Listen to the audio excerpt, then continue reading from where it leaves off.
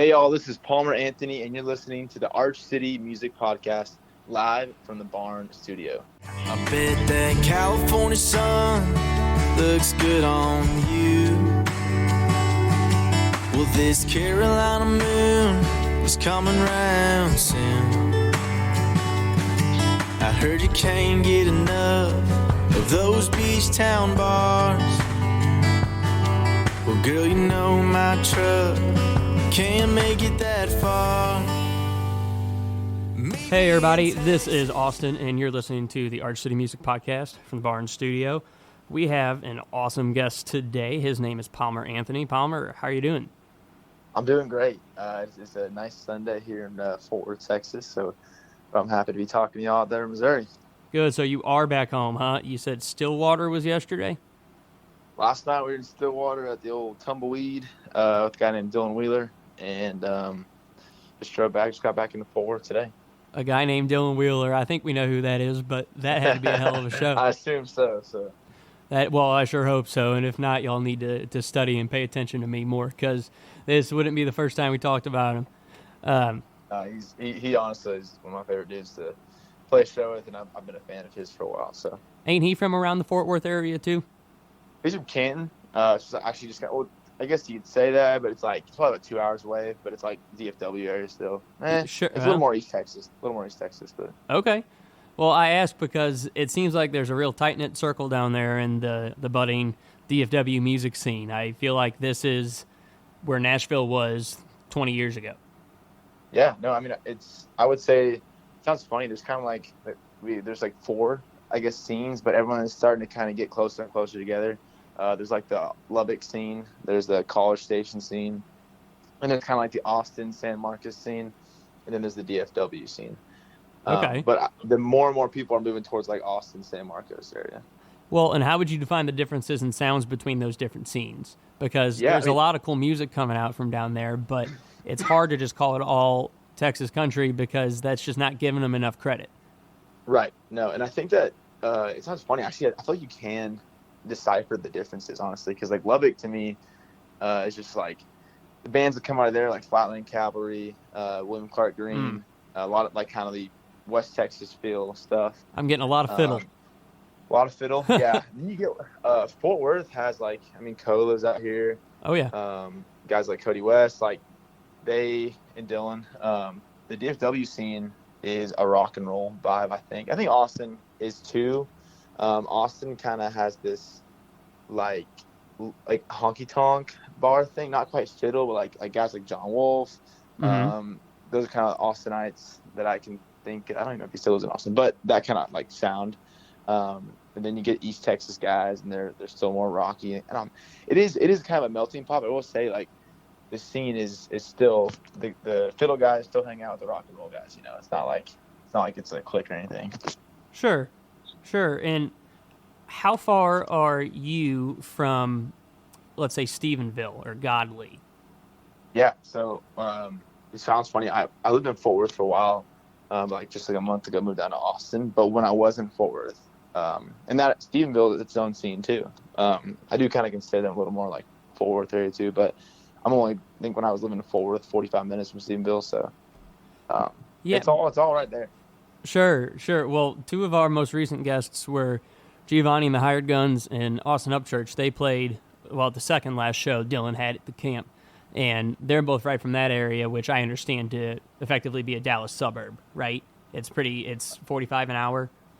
Yeah, I would say closer to Fort Worth suburb. But it sounds funny, but like everything just starting to the cities that had farmland in between are now getting filled with housing complexes. So it's all becoming one big, thing. Right now, you argue still that it's its own thing, but in 20 years, there's going to be just suburbs to Stephenville from Fort Worth. So.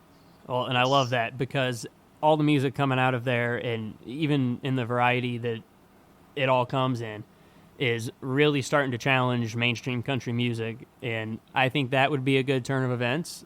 It became way too much of the same thing in years past, and there's plenty of it that's still great, don't get me wrong, but I like to see some competition come into play, and I really think that that's where it's coming from. That's the next Nashville. You and me both. I mean, who doesn't I'm want to glad you move said to that. Texas?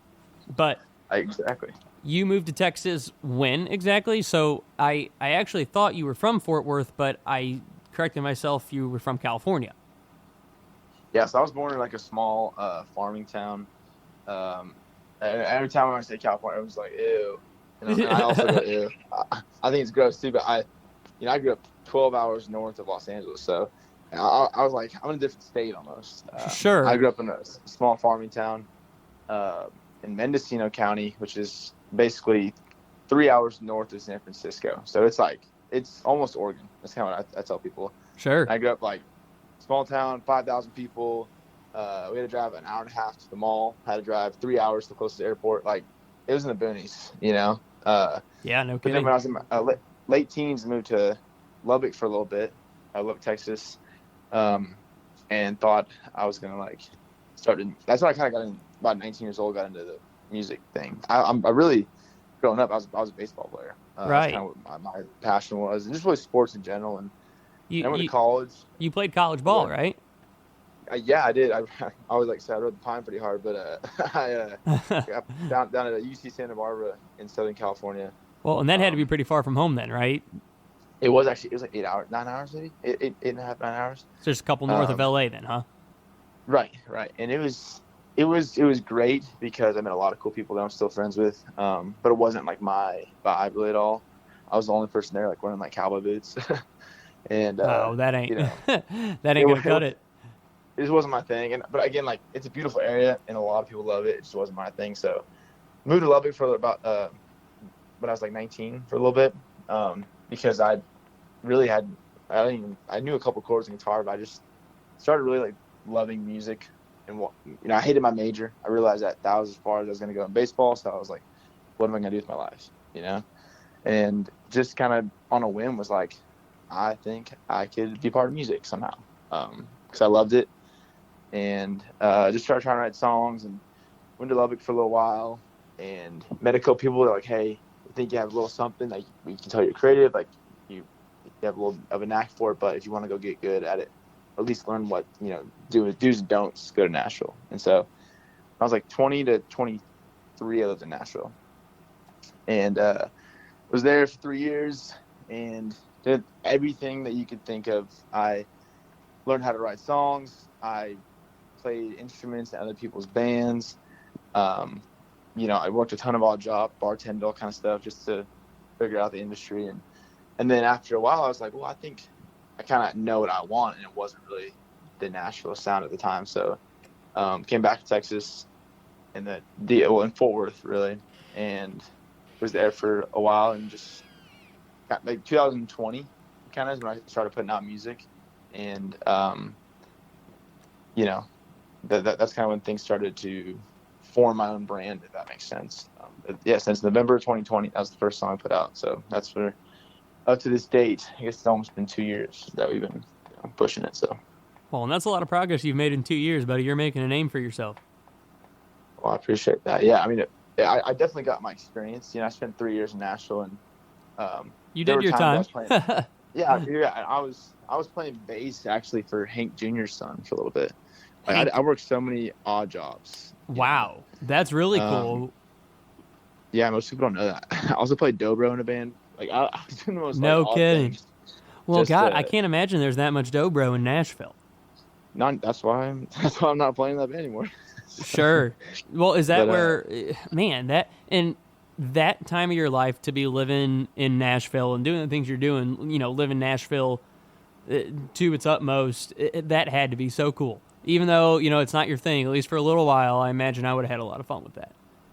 It was. And I'm never, I think everything I've done to this point has led to the moment where I found, my home in Texas. I found the music I want to make, the songs I want to write. It took 6 years to figure it out, Oh, I can imagine.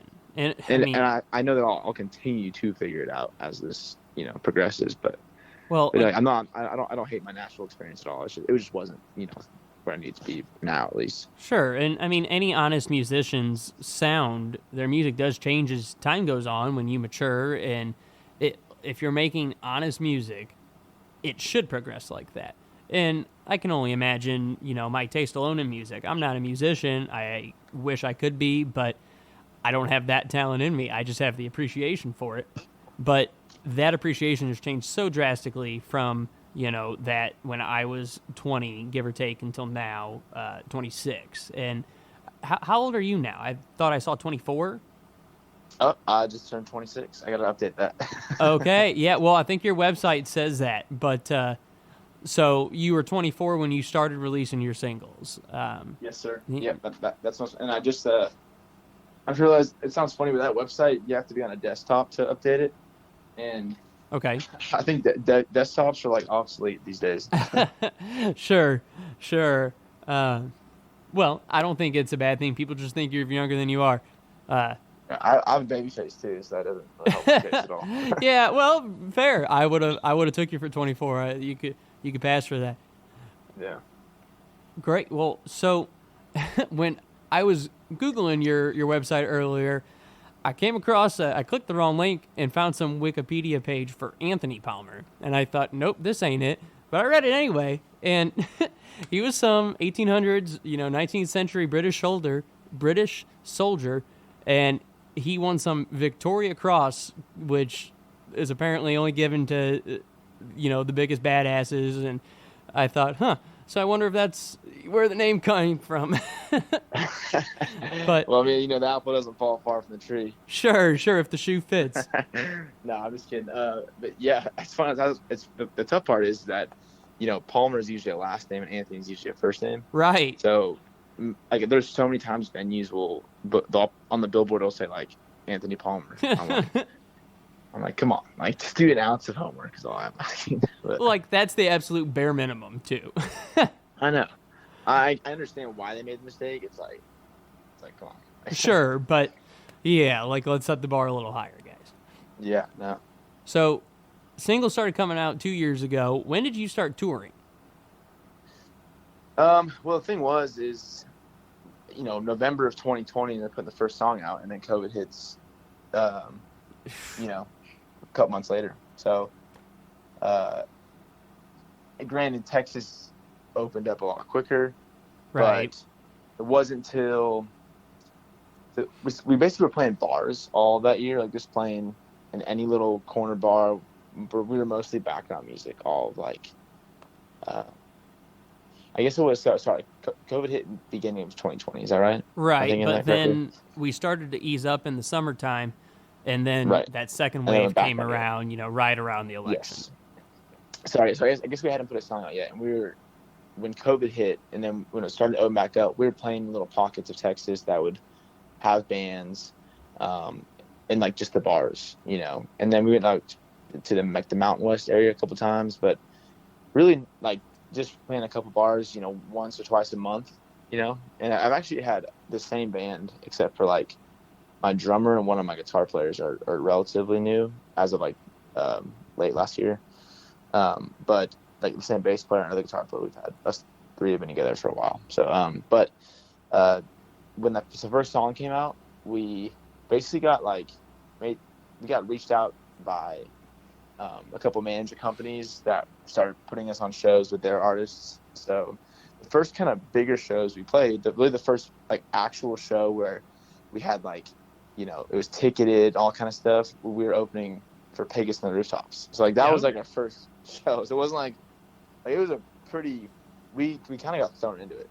And I think that was good for us because last year we spent a lot of time, making ourselves have a better show. Like, I learned how to entertain better, I think, and we needed the beginning of last year, 2021, to like go out and play with guys like Pecos and Colby Cooper, and now guys like Randall King and Dylan Wheeler, all those guys, and I just became a student last year and even this year still, just to do that. But it's really been about 2 years, I'd say, that we've been doing this as heavy as we possibly can.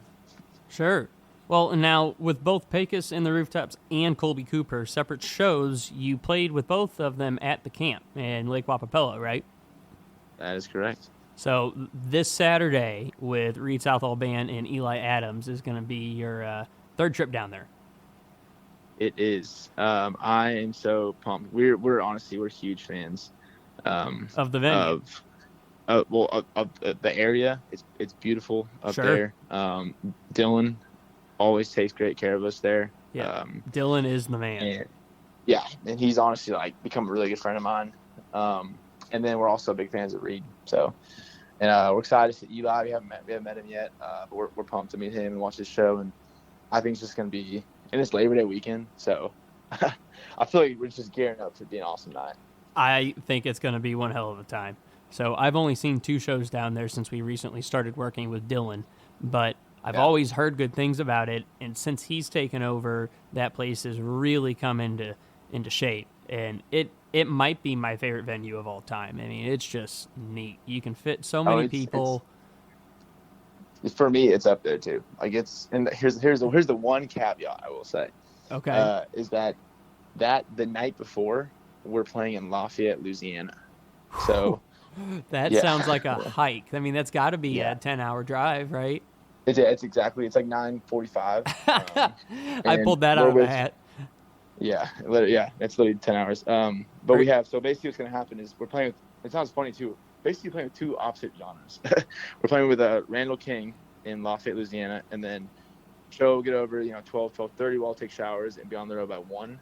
And we're going to get into Wapapello, I believe about 1 a.m. So we'll leave. And yeah, you'll get there early afternoon. You'll roll right into sound check. We'll probably get about noon. And so, we're just gonna have to tough it out. Once we do sound check, we'll go sleep and everything for a little bit. Are you all in a van or on a bus or? I was not even close to the bus, but we will have a van. I'm giving you credit. Come on now. No, I appreciate that.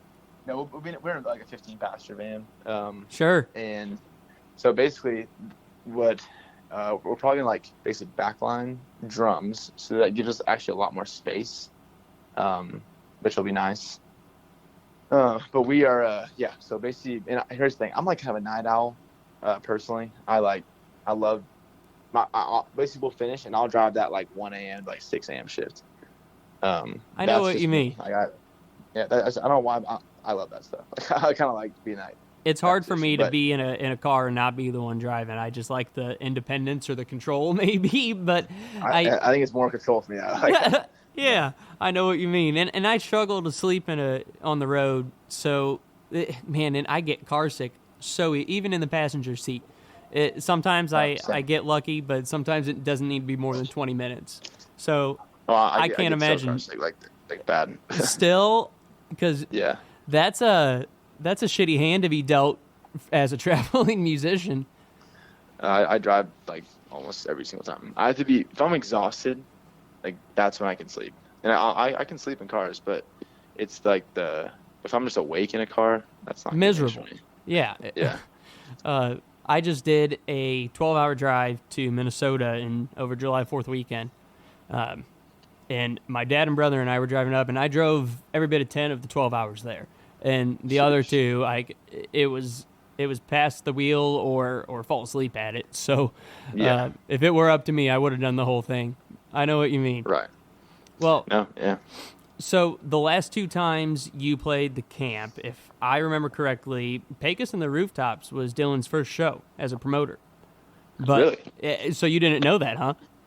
I did not know that because he didn't seem like that. Well, that's good to hear. That means he did well, but I imagine that he wasn't advertising that to you, Hey, I've never done this before. Let's see how it goes.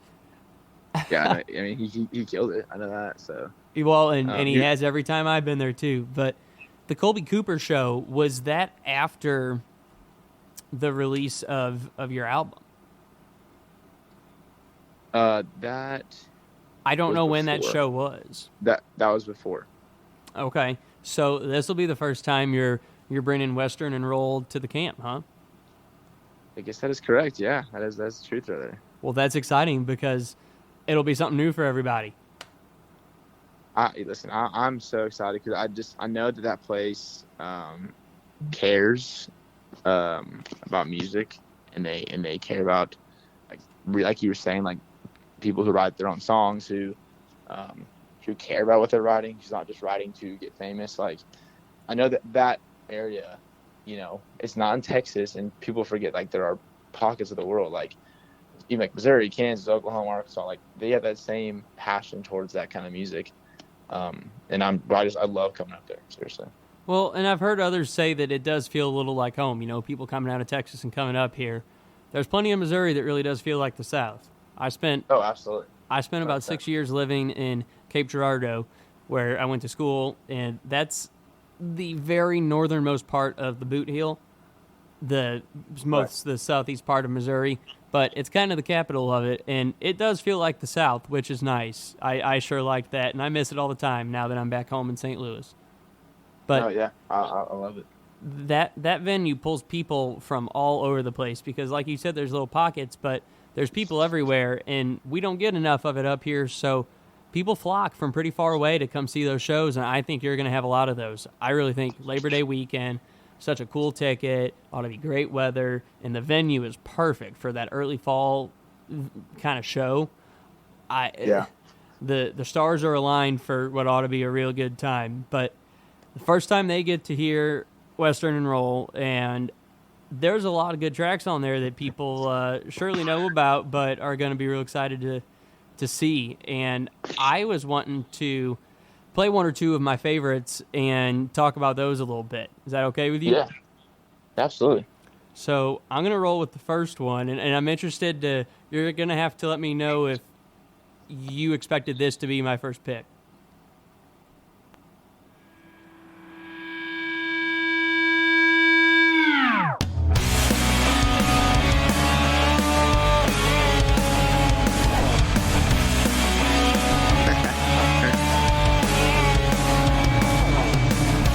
Heard you went and found a new man. Bet he ain't got shit on me. Would you have thought that's where I was going first? You know what? Here's the thing. I guess I will say this. Because of some of the guys you referenced, like Gio and Pages, I could guess that it was either like that or like Between You and Me, maybe. Okay. But I honestly, I love that song, and I wish it. Listen, it's only been out for a month, so we'll see. But it's funny that like a song like that, which I think is because I have that song on there, and then I'll have like a song like Over Under, which is a true like Texas country fiddle song. Sure. And that's like pop punk, and that's one thing I will say. We have gotten some people being like, oh, your album's kind of all over the place, production wise, and I was like, well, so is the music I listen to, right. But every one of those songs I wrote, and that's what I'll stand by. Like I wrote every single one. Are you the only writer? On that song, I was, yes. Okay. On 7 of the 11 tracks, I was the only writer. That's incredible. So, and you know what? Honestly, that makes me think that much more of your music. And nothing against, having writers help you, but it's a hell of a lot harder without that help. So when I you agree. do it and you do it well, that's the mark of somebody that got what it takes, So kudos to you. That's cool to know. Well, well, thank you. And I just, for me, it's like, there's been times that people have pitched me songs, to record. Mm-hmm. And, there might be a day someday that I hear a song and go, wow, I wish I would have written that song, Interesting. And maybe we record it. But I just, for me, it's like I have to have lived it or have to like believe it or have to, or it has to be a part of my life for me to like sing it on stage and believe it. Because all those things, like there's little details in there, like in the chorus, like, do you remember like 2/22? And that was like a certain date that like mm-hmm. a relationship had gone through something that I, like that song is like aimed at somebody. And like, I think most of my songs are, but at the same time, I hope people like hear that and go, oh, like this actually like happened. And he, Sure. Well, he's not and, just, like, and again, there's nothing against people who take songs written by other people and sing them because good musicians can sing about anything, and there's plenty of room for that. I appreciate a ton of songs, and I know damn well weren't written by the people singing it, but you can kind of hear the difference. Some people make their music, and some people make music, but right. I don't think there's a right or wrong way. It's just different strokes. There's different time and place where I want this or I want that.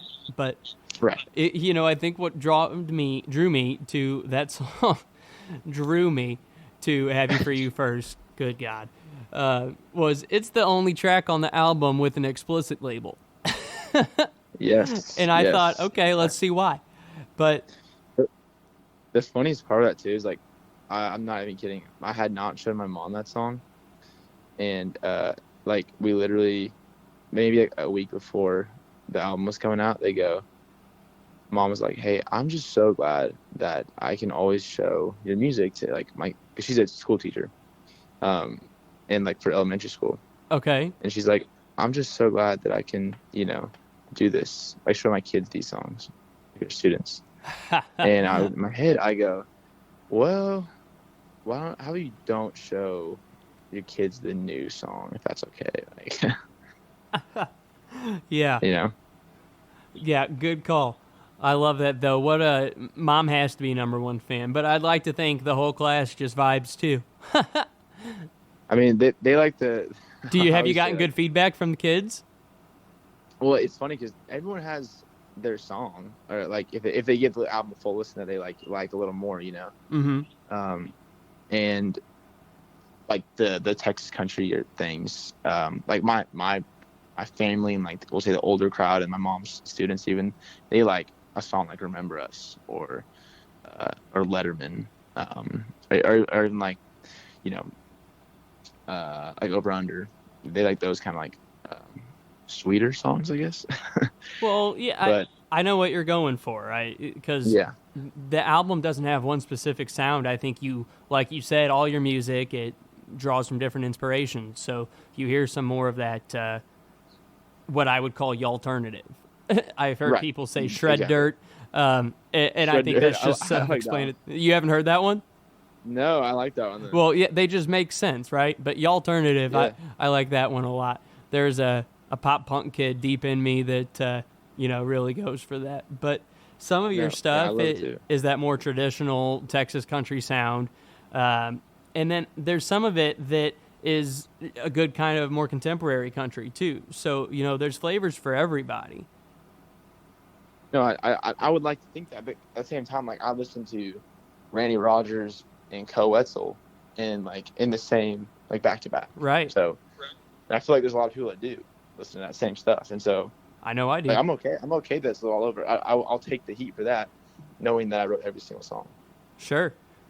Well, I want to go into my second pick and hear about that one. Yeah.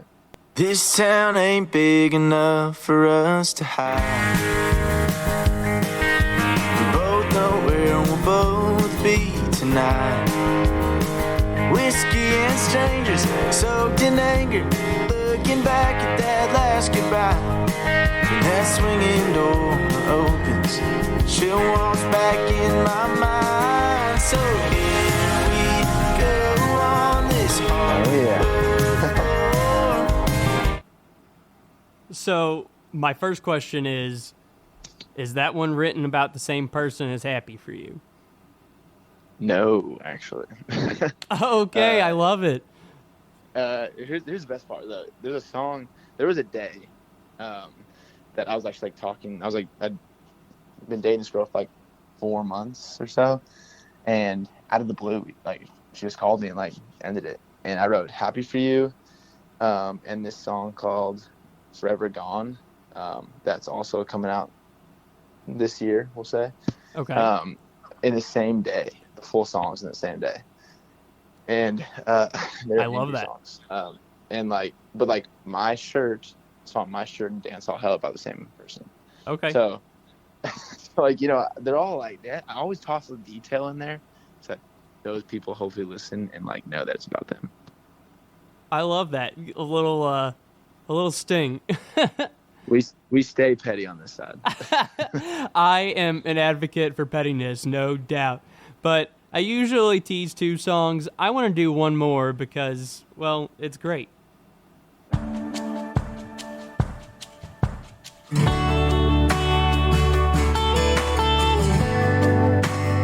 Oh yeah. I bet that California sun looks good on you.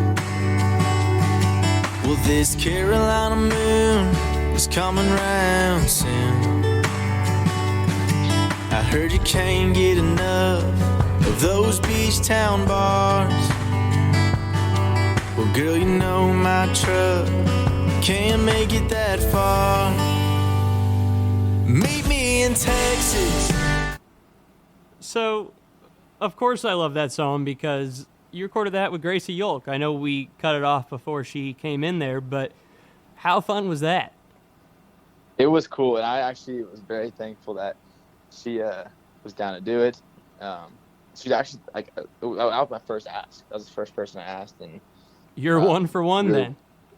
I lucked out. She's been a friend for she's really only been a friend for a couple months at the time, but now since then we've done shows together and everything, and she's great, and I think she's gonna do a lot of things. She's really talented. So yeah, I just started. I have a social media presence in addition to my writing in these podcasts because any excuse I can get to talk about music, and it's fun to just. I said I'm an advocate for pettiness, chaos as well, and Twitter's a good place for that. My Twitter's honestly my favorite app. Twitter's all my people. Yeah, you know what I'm saying. Well, you're gonna have to follow me back on there. I think that could be a little fun. But yes, yeah, no. Either of you have you followed me yet on there? Or? Of course. Okay, let's see. Actually, I'm gonna pull it up right now. They're an Instagram too. What's your Twitter handle? So, and I'm gonna have to explain this. It sounds funny to say out loud, but it's Austy Talks Music. AUSTY Talks Music, and that's because Austy is sort of a nickname of mine, and I think it started out as a kind of condescending thing, but it just grew into something I love, and it was all family. Now it's friends too, and I'm like, whatever, we'll roll with it. But hey, we're back. I got you. I love it. Well, I'm a big fan of Gracie too, so that song was, a real fun. But the duo, you two, it feels like you're Brad Paisley, Carrie Underwood, or any number of those duos where it just the fit's right, and so it's no wonder that that's one of your more successful songs so far. Yeah, I mean, honestly, that's right now. It's it's creeping on some numbers that Drink to That put up. So it's doing a lot for us, I will say. And I'm really proud of that song, and I'm really thankful that Gracie was a part of it too. Yeah. Now, what I'm curious about is, did y'all record it in the studio together, or did y'all just mix it?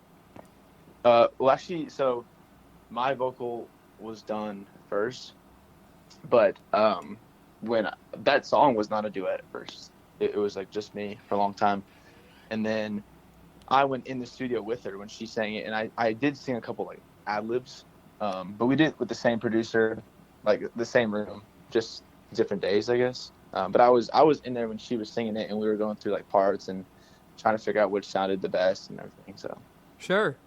Well, because I'm always interested to think, like, so many songs have the coolest features across all genres, but I wish that they were all, so candid and everybody in the studio at the same time. The world just doesn't work like that. But I like asking that question. Yeah, no, listen, I was there. I was making sure, like, I was like, hey, I think this song is special. Like, let's just make sure we get it right, Sure. Well, now, I think I was under the impression that Western and Roll's been out longer than it has. When did it actually drop? June 24th. You're kidding. So only 2 months. Yeah.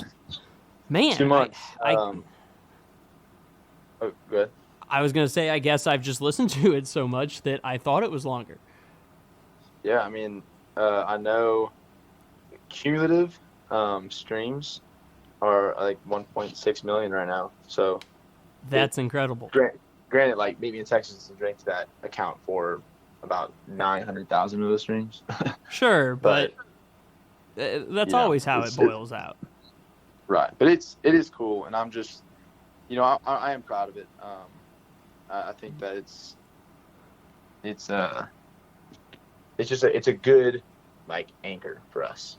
It's a good place to say, hey, here we are. We're going to tour really hard the rest of this year. I'm going to write a bunch of songs. But if you hear about us, or if you like come see a show. Here's our project. Here's our album. Just get like that's a good way to start with us, you know. Right, and So. well, it was good enough to attract the attention of Whiskey Riff. I saw that article. That's big. That was I had no idea. They Honestly, just that up was and coming. posted it. There was no contact with you? Well, that weekend we were playing a festival in Idaho called Highway 30 Fest, and Oh, I've heard it. I had met some guys there that were with Whiskey Riff, and actually I played an after party. It's kind of crazy, I think, how this all happened. But we played on a Thursday, and I'm friends with the festival guy, Gordy is his name, and I basically I was like, hey man, I want to release my album the day I play your festival, because like he's been really cool to me, and I wanted to make a big deal about it and say like, and so we kind of did this thing where we did this after party after Aaron Lewis played. So Okay. like we played our set at like 2:00 in the afternoon. That day they had guys like Mike and the Moon Pies, they had Shane Smith and the Saints, and then Aaron Lewis played. It was it was so cool. But then afterwards there's like a separate little stage, and we did this little VIP after party album release thing. And that night I was like, just one of the Whiskey Riff guys there, and they actually kind of helped put on the event because they were at the festival anyway, with like their own tent and everything. And I talked to this guy. I talked to a couple people, but I think they kind of heard me play my songs acoustic that night, and they're like, "Oh, album release."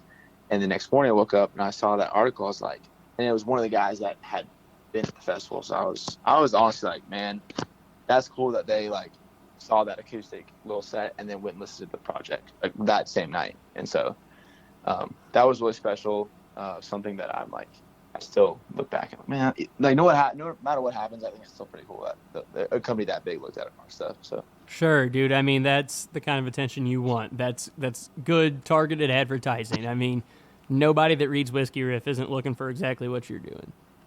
oh yeah, it was cool. So Well, I want to circle back to we were talking about Twitter, and I'm curious, but a friend that I've made strictly from Twitter, she's like my alter ego, I suppose, my parallel, but over in Columbus, Ohio. So we love all the same music, and she's a big Dayton basketball fan, whereas I'm a SLU, St. Louis basketball fan, and that makes us rivals, and we were always in the same circles for that reason, and we realized, like, we kind of have a lot in common. So turns out she's met you and hung out at a show, I suppose somewhere out near Columbus, but do you remember a girl named Bex or Rebecca Harding?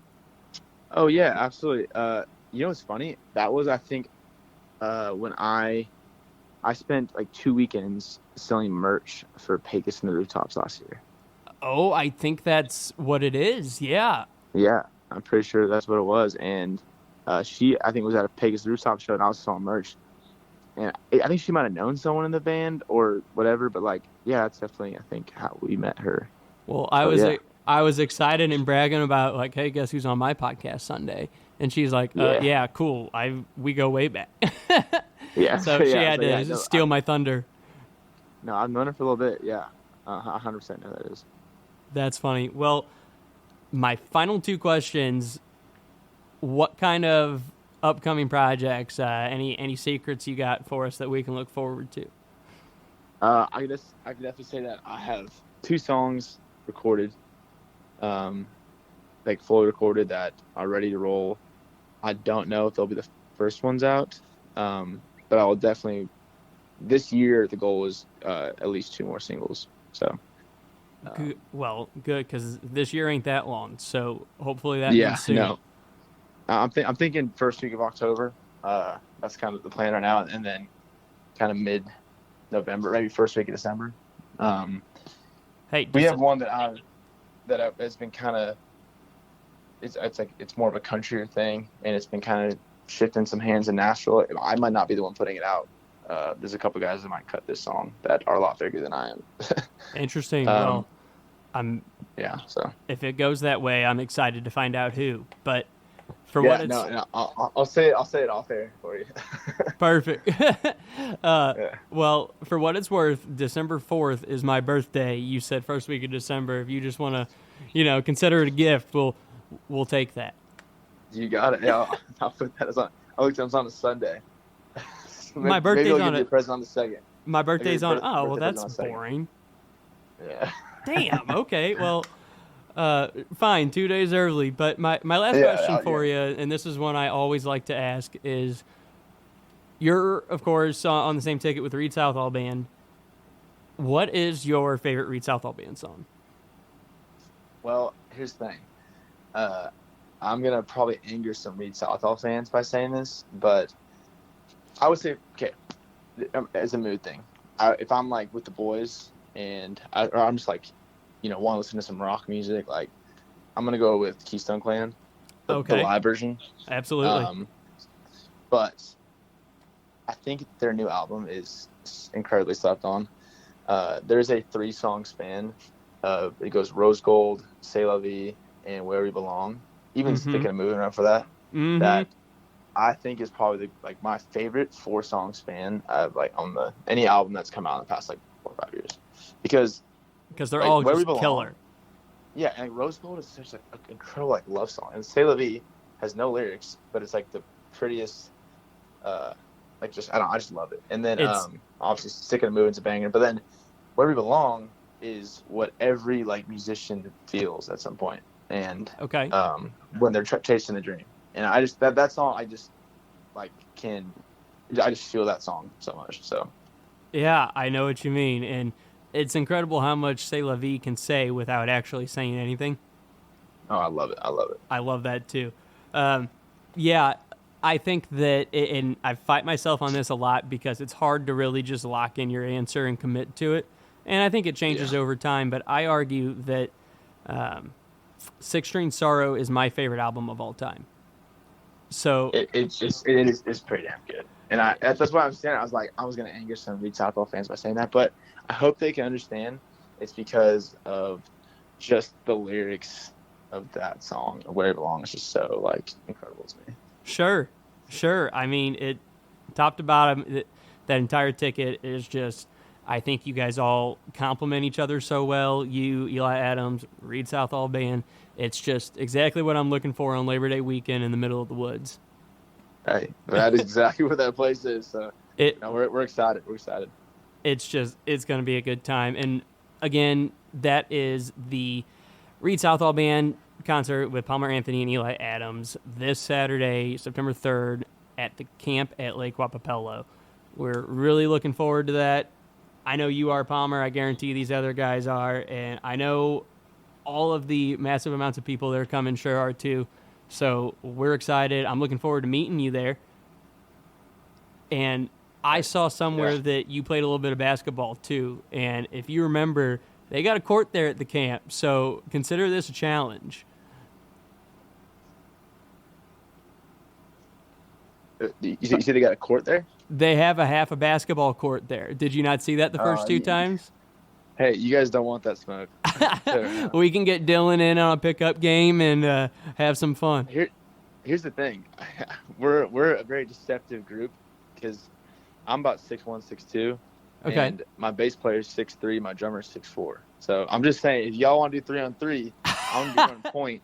I'll be running point at 6'2". So just all right. You're Penny. You got Shaq. See, I'm not 6'1", but I got the skill set for somebody that needs to be about 6'4" and a lot heavier than I am. But I make it work. I got these awkwardly long arms, and we'll see what we can do. Hey, you'll have your lane. Don't worry about it. We'll see what we can do. Well, Palmer, I appreciate it, and we will see you in just a few days here. Hell yeah. We'll see y'all soon. Thank you again. I bet that California sun looks good on you. Well, this Carolina moon is coming round soon. I heard you can't get enough of those beach town bars. Well, girl, you know my truck can't make it that far.